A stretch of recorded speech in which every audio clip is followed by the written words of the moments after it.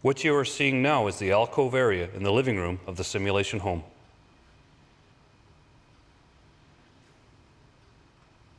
The kitchen is on the right side of the frame and the front door is on the left. A fire is being ignited on the wicker chair, which was determined to be the point of origin of the fire. The equipment hanging from the ceiling are the heat sensors installed to monitor the temperature of the room at various levels. The smoke is now pouring from the ignition point and a small flame is developing. The wicker chair is now burning.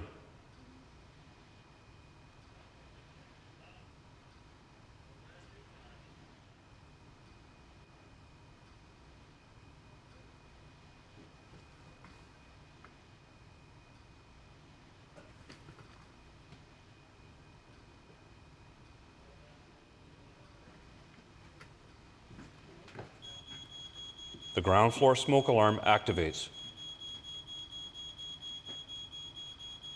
Remember, there was no ground floor smoke alarm in the actual fire. The fire is still in its early stages, but you can see that the toxic smoke layers are already beginning to accumulate at the ceiling level. If the occupants were alerted to the fire at this point, they would have had more time to safely escape. In a fire, every second counts. There is no time to spare.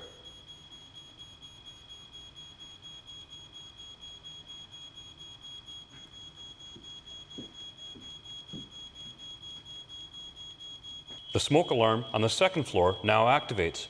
This is the alarm the family heard. At this stage, they are getting out of bed, gathering their children, and preparing to escape. These are the fire conditions that the family would have faced as they came down the stairs.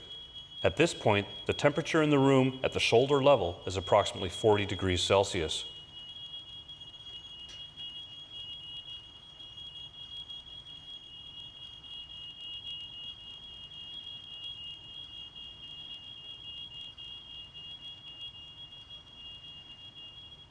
Watch closely what happens to the fire conditions when the front door opens and more oxygen is introduced into the room. At this stage, we believe the mother and 3-year-old are now exiting the front door. In the confusion of the growing fire, the father and older boy became separated and the father barely escaped with his life. Unfortunately, the child had run back up the stairs and perished in the fire.